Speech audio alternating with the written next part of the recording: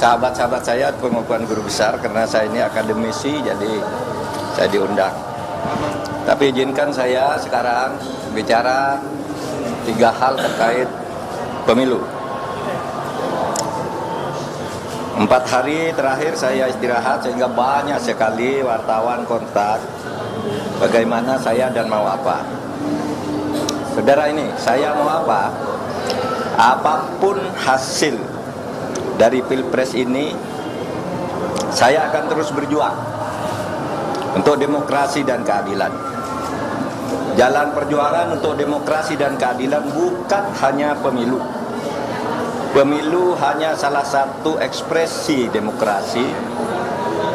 Saya pernah tak di jabatan apapun pada tahun 2014 sampai 2016, tetapi tetap produktif berjuang dalam demokrasi dan penegakan hukum.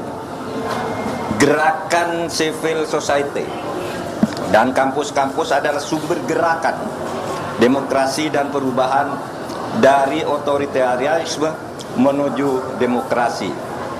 Sejarah mengajarkan bahwa jika demokrasi disumbat, maka demokrasi akan selalu membuka jalan sendiri. Ini sejarah kita maupun sejarah dunia. Yang kedua, saya bicara tentang 2 hoax, yaitu tentang pemilu curang. Saya memang pernah mengatakan bahwa setiap pemilu, pihak yang kalah selalu menuduh yang menang itu curang. Saya katakan itu pada beberapa kesempatan, yaitu saat KPU periode Hasyim Asy'ari dibentuk. Datang ke tempat saya diberitahu bahwa awas, nanti ada gugatan bahwa pemilu ini curang.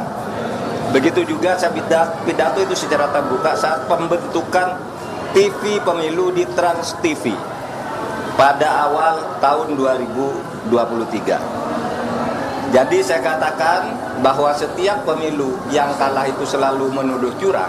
Itu sudah saya katakan di awal 2023, tepatnya sebelum tahapan pemilu dimulai. Tapi jangan diartikan bahwa penggugat selalu kalah, sebab memang sering terjadi kecurangan terbukti itu secara sah dan meyakinkan.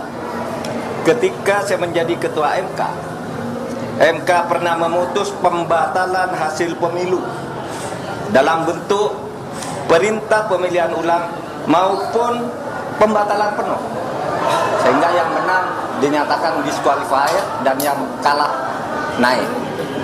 Jadi bisa pemilu ulang, bisa. Misalnya saya sebut contohnya hasil pemilu kada Jawa Timur tahun 2008 saat Khofifah dinyatakan kalah dari Soekarwo, kita batalkan hasilnya dan diulang. 2 hasil pilkada Bengkulu Selatan, yang menang didiskualifikasi, yang di bawahnya langsung naik. 3 hasil pilkada Kota Waringin Barat, sama dengan Bengkulu Selatan, dan banyak lagi kasus di mana ada pemilihan ulang, terpisah, daerah tertentu, desa tertentu, dan sebagainya. Nah, harus diingat bahwa untuk pertama kali istilah pelanggaran terstruktur, sistematis, dan masif itu muncul sebagai vonis pengadilan di Indonesia tahun 2008 ketika MK memutus sengketa pilgub antara Khofifah dan Soekarwo. Saya waktu itu hakimnya, dan setelah menjadi dasar vonis-vonis lain untuk selanjutnya masuk secara resmi di dalam hukum pemilu kita. Jadi ini sudah menjadi jurisprudensi dan juga menjadi aturan di undang-undang, di peraturan KPU, di peraturan Bawaslu, itu ada gitu. Pelanggaran terstruktur, sistematis, dan masif itu. Jadi ini bukan hanya jurisprudensi sekali lagi, tetapi juga termasuk di dalam peraturan perundang-undangan, dan buktinya banyak. Pemilu itu dibatalkan, didiskualifikasi, ya. Saya nangani ratusan kasus tentang ini, banyak. Ada yang diulang, beberapa ini ada yang dihitung ulang dan sebagainya. Tergantung hakimnya punya bukti atau tidak, atau kalau sudah punya bukti, menerima bukti apa berani apa tidak. Berikutnya, hoax lagi tentang hubungan saya dan Ganjar.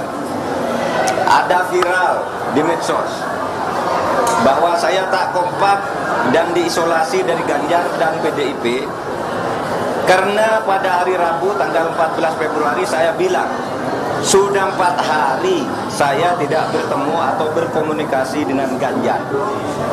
Padahal waktu itu ketika ditanya oleh wartawan Rabu pagi itu, kapan Pak terakhir ketemu Pak Ganjar? Saya bilang sudah 4 hari saya tidak berkomunikasi, tidak kontak. Kenapa?